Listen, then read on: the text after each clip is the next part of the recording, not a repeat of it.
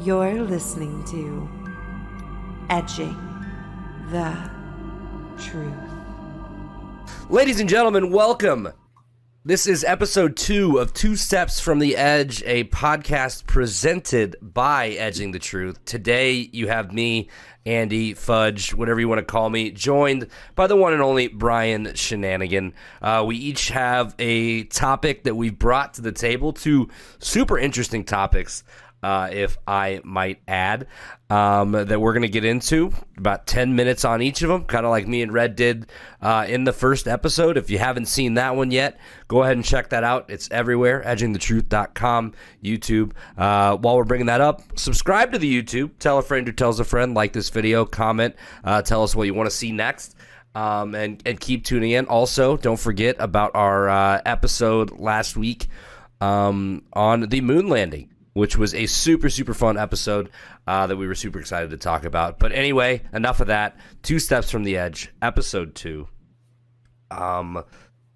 We have producer Red behind the scenes helping us out today, as he always does. 2 topics. First one, Brian. Yes. You're in Vegas. Mm-hmm. You're in the gambling capital of the world. This is going to be right up your alley. You are a guy who I have not known to be afraid of a little wager to make something interesting. Do you believe that the NFL is scripted, rigged? Are they pulling a fast one? I don't. I mean, I can see how there's disparity in the league, and there's always been disparity in the league. You know, the same teams that spend are at the top, and the other teams that don't spend are at the bottom. You know, so from that thing, it is. You know, I can see how it plays out, where the haves and have-nots, you know, always seem to make it to the end. But I mean, how? I mean, it's just you'd have to have every player, every coach, every small, stoopy Chewbacca, you know, that has to carry a water bottle would all have to, know and keep their yap shut. And there's too many disgruntled former players that if it was rigged, they'd be fucking blowing the whistle on that shit left and right because they ain't getting their benefits from the league. Now, my friend. Former players coming out about how the league is scripted. Went viral on Twitter last week. Former NFL running back Arian Foster said on his podcast, Macrodosing, which is also a conspiracy theory podcast, that the NFL is scripted. He received a script every year, first day of training camp. Everybody did. So prompted a huge blow up on Twitter. A bunch of former players chiming in, saying with a lot of them with blunders or stupid plays they made, just following the script. I saw one tweet that was like, OJ after running for 2,000 yards, reading the script that he has to kill 2 people, and it's just like a dude with eyes just getting super big. But we actually have the clip. I know this was said in jest. It is a joke, and it was a super fun thing on Twitter. But it is a topic that has been, it's been trending for a while, and you can attest to this, especially being in Vegas. Ever since sports gambling was, well, I guess more so now legalized nationally, or it's more accessible to more people. I guess people just didn't know what the fuck a bad beat was. No, people have just never. They put the lines in the newspaper now. You know what I'm saying? They talk about the betting lines on SportsCenter. I mean, it's because, of course, they do it. They do it during the broadcast now. Yeah. So it's of course, let's listen to the clip here, and then let's come out on the other end. Let's do some discussion. It's funny, before we start taping, Arian was telling me about how the NFL is rigged and how every year he used to get a script. Yeah. Day 1 of training camp that would get dropped off at his locker. Mm-hmm. And you would have to, it was like week 1, you'll do this. Week 2, you're going to have a hamstring injury. Week 3, this is going to happen. Yeah. Week 4, you're going to get 3 touchdowns. Mm-hmm. And so then you just have to, did you memorize those before the season started? Or would you go and rehearse the script before every game? We were really dedicated to it. So it was more so that's what practice was about. It was about practicing the script. This is what goes on, and this is what we have to do in order to, And this referee is going to miss this call. because we they knew. hate you Yeah. and they love the Colts, Yeah, that it's sort of thing. WWF, so it's like, you Yeah. know, we know what's gonna happen, but you still got to put on a show. Yeah. What did you think when you got the script in 2016 that said your career was going to fall off a cliff when you stopped believing in God? That was 2015. Yeah. Yeah. It's funny, but So just all time from the top rope shot there at the end. But he mentioned something that you're into, Brian. You're familiar with WWF. Any relation between the NFL and the World Wide Wrestling Federation? I mean, the only thing that's tied to that is because Vince McMahon started the XFL. That's the only tie to football I could see in this. If anything, I would say those games were probably scripted in the XFL. You know what I'm saying? Absolutely. Or they tried to, but the players were like so out of shape, everybody kept getting hurt. I mean, wasn't like half the league injured by the end of that first season of the XFL? Oh yeah, they just beat the shit out of each other. Yeah. Like they didn't have a coin toss. It was like it was like like two players from each team basically had to like fight for the football. Yeah, like the scrum, the scrum, like yeah. the fumble, like to the coin toss, Uh, and people got hurt on that shit. and now the Rock's bringing it back. I want some of those same rules. Like let's just go full fucking unhinged. Like completely. Like the NFL is all about player safety. Let's go the opposite way. You know what you're signing up for in the XFL. Yeah, they're bringing that back. They're bringing that back too. They play in fucking casts. You know what I'm saying? I saw an arena football game where the lineman had both his hands in casts and was fucking blocking with his stumps. You know what I'm saying? It's their last shot. They gotta do what they gotta do. I can't see it being scripted. I mean, people will say there's conspiracies because of people losing bets. And it's like, there's a conspiracy that half point, blah, blah, blah. It's like, no, that's because somebody who's really good at math made the line. You know what I'm saying? And like, and we'll get to when we get to our next topic, we're going to really talk about some sports lines. So I mean, it definitely, I feel like, is in jest. There's just no way, because they would not have scripted that dude almost dying the other week. Okay, they would not have. That's a huge conspiracy theory now. It's like people believe that the NFL set that up, and that was all a fucking hoax. Which just for that's ratings? Yeah, I guess I don't know, but if they don't need ratings, they outdo everybody every Sunday. No, it doesn't matter. No, nobody's increasing Super Bowl revenues because that dude almost died, you know? Yeah, exactly. So my thoughts on this, like you can look back at certain games, and this is just every franchise does this. Every fan, the diehard fans, you can go back and you can overanalyze everything. So we got fucked on this call. That was a terrible spot. Like, how is that not a catch? Like, we got fucked. It's totally rigged. Like, you can look back at what about famous plays like the tuck rule? You know, the whole Brady rate. I mean, all that shit. But it's like, but on the flip side, those diehard fans like have a conspiracy because they've been following that shit for 20 years. Yeah, you know can what I'm only saying? watch. They live and die by all those plays. Especially if you like the big team, like if you're a Patriots fan, like, you know, you were all like you happy for so many years. But if you're a Raiders fan, I don't think there's any conspiracy. I think the Raiders just suck. Yeah, no, that's as a Bears fan. Yeah, it's just we just suck. But you're right. It's like you're a crazed fan of a team like that is just consistently underperformed, and I don't know, after 20 years of losing, you just can't fucking take it anymore. There's got to be something against us.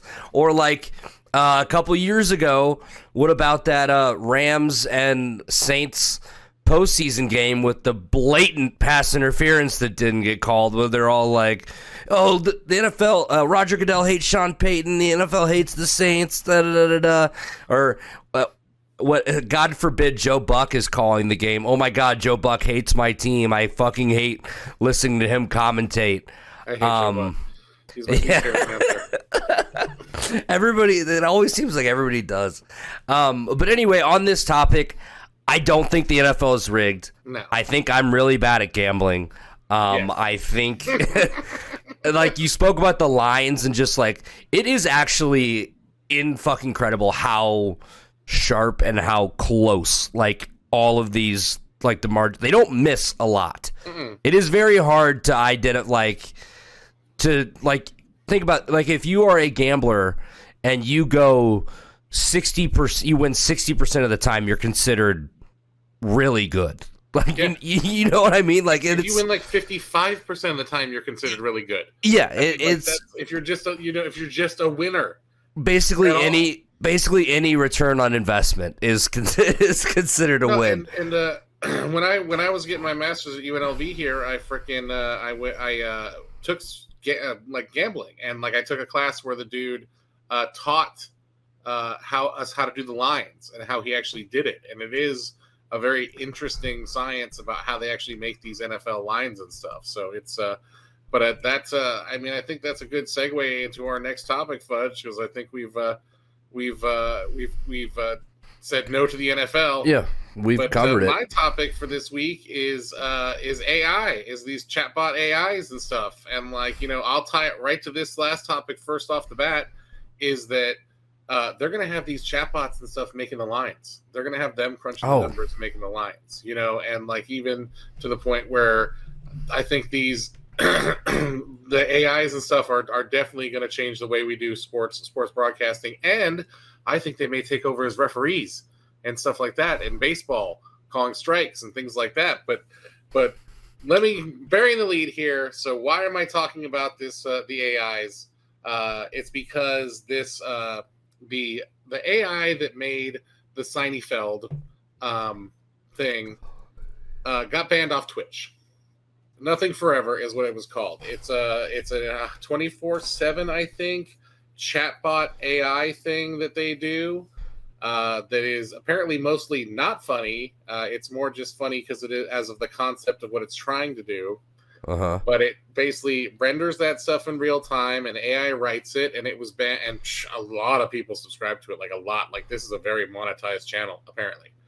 And but the AI basically found they had protocols turned on so it couldn't swear and couldn't do stuff like that. Well, I guess the AI found a way around it and made some trans joke, which is like, oh, the AI really is learning.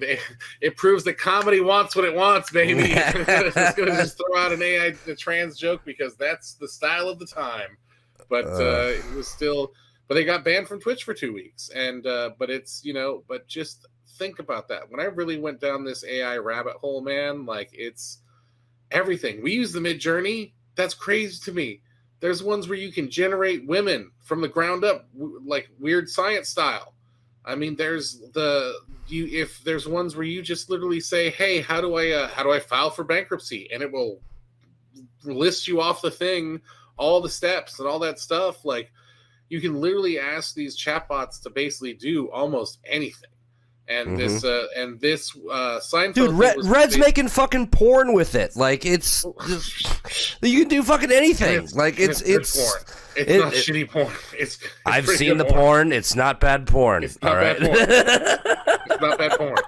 It's customized for porn. Which Clip is also, I feel like, the way of the future.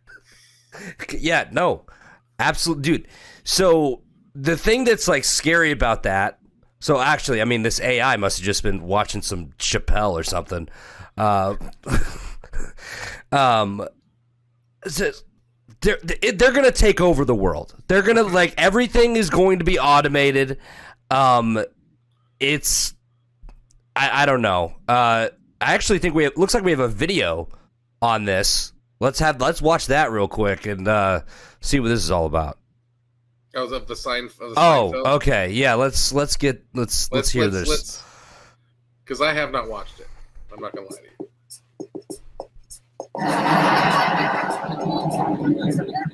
Hi everyone, my name is Larry. So, I was out with my friends yesterday and they all started talking about their favorite types of sushi. I was like, why can't I go somewhere and get a hamburger sushi roll? Then they were all like, that's not real sushi. I'm like, doesn't it still have fish in it? So then I started thinking about it and I was like, what if you made an egg roll sushi? Oh my god. I mean, You can get an egg roll at any Chinese restaurant.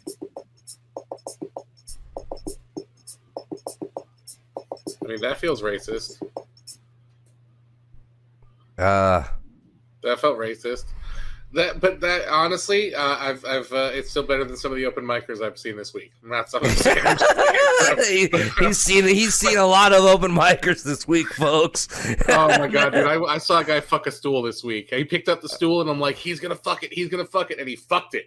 I'm like, yeah, bingo, open mic bingo, baby. Like, They should do that on the next episode of AI, or whatever, or Nothing's Forever, or whatever the fuck this is called. But man, so it's like it all started with this ChatGPT, and so that's what this is based on, and like it's a free thing that anybody can use, and like there's tons of programs it does. It writes your college essay. Like it's like just people are just doing it to do everything. Twitter bots, all that kind of stuff. They're using these AIs for. I follow one that's a Big Trouble in Little China that generates stuff Jack Burton says, like in the style of Big Trouble for Little China, but it's an AI doing it.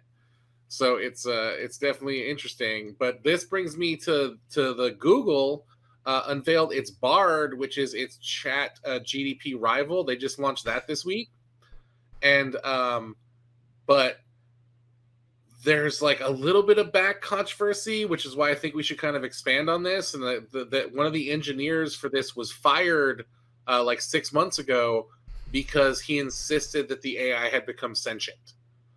And so they basically said, and they fired him not because they said what he said was a lie, but because he said it and it was a breach of his contract. So they never denied it. Dude, we're so fucked. Like the AI is becoming sentient, and you see these videos from fucking Boston Dynamics that drop on Twitter where they have those little robot dogs that are gonna fucking hunt us down. Yeah, they're gonna hunt us down. Dude, we're so fucked. Yes, I totally believe this thing has become sentient. Like, just from, there's the ChatGPT that's blown up. Me personally, my experience with AI so far has been the fucking Midjourney mostly, and that's pretty. Like, I know it doesn't get everything right. There's some things that you like really have to type out for it to work, but what it does is incredible. I liked what you said earlier about. I mean, the MLB's been talking about robot umps forever. Yeah. That feels like something that's coming. If you look at other sports around the world, like. Or the NFL, to tie it back to the original topic, like there's supposedly a chip in the ball that could like tell you where, supposed to tell them where it is, but they don't use it until like after the game. It's like, okay, it's like you're telling me soccer has the VAR where they have precisely if it went this fucking far over the line, and the NFL is a $1 billion league, and they're still using two guys holding fucking chains. Yeah. Like, are you kidding me? Yeah. The precision of chain. I don't know if I would say I'm in on the AI thing. I guess I believe the AI thing. I don't know. I hope they're nice when they take over. I think this is a topic that's going to come all the way to the edge of truth, because I feel like there's a lot we can discuss, because, man, it's exciting and scary. I mean, we were talking about this at lunch today, and like this dude pulled out his phone, and his phone wrote a not a bad song that was just about, us eating at Applebee's. It was a decent song, but it's like I said, it's going to, like, art is dead. Art is dead. Music, this thing's gonna start writing scripts. It's gonna start writing movies. It's gonna get better and better and learn. I mean, it already is with the Midjourney. You see it. We can do it in the style of whoever. People are selling prints of artists, saying the artist painted it when it was created by a Midjourney, and just they put a signature on it. You know what I'm saying? Like, these are strange times, which is why I think we'll bring this topic to the main thing. But wow, fudge! Time flies when you're talking about betting. Yeah, for sure. I mean, people are using this AI to write essays and shit for school. Like, it's insane. It's gonna take over. We're definitely gonna have to. This is a topic that we're And this is what we wanted to do with this little segment of the show, is maybe find some good topics to bring to the big one and really expand on. I think AI is a perfect one to start with, so definitely look out for that coming later. This has been a great episode, Brian. I feel like we both got brought a lot of good points. We talked about some cool stuff. Also, are you sure the guy you went to lunch with wasn't just fucking with you and play that bougie like Applebee's on a date night? No. Fucking terrible song. But I feel like that's why the AI could write it so good, because there's already a lot of songs out there about Applebee's. The white people love the Applebee's. Dude, maybe the new Burger King song was AI written. Maybe that's how it's so fucking catchy. The Whopper, Whopper, Whopper, Whopper, double, triple, whatever, Whopper. Fuck, that won't get out of my head. Anyway, 2 Steps from the Edge, episode 2. I'm Fudge. He's Brian. Make sure you check us out on all social media. We are on Twitter, Instagram, Facebook, at Edging the Truth. You can find all of our episodes wherever you get your podcasts. We're on all platforms. Or just go to www.edgingthetruth.com. It's got links to everything I just explained. It's got all of our episodes. It's got little bios for everybody involved in the podcast, as well as our merch. Check out our merch. We have plenty of items. We've got shirts. We've got mouse pads. We've got hats. A bunch of different designs. Check it out. That is directly on our website. It's edgingthetruth.com/ I think it's store. Or merch or shop. Just go to Edging the Truth. Just go to it's there. It's there on edgingthetruth.com. Help us out trying to grow the podcast.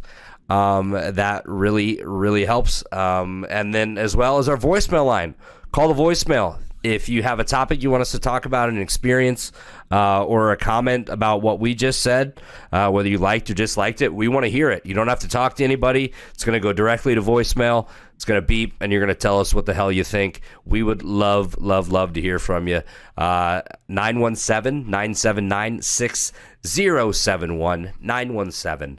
917-979-6071. Call the voicemail for your chance to get on the show. Brian, any closing thoughts before we get out of here? No, I'm going to say, guys, take the 2 steps to the edge. You'll get to the edge. Come to the main podcast. We're Edging the Truth, baby. Come Absolutely. See us. Weekly here. Weekly content coming from us every Wednesday. edgingthetruth.com, edgingthetruth.com, edgingthetruth.com. This has been 2 Steps from the Edge, episode 2. Peace out. A-Town down. We're out. A-Town down. Visit edgingthetruth.com for more information and links to all our social media and podcast directories.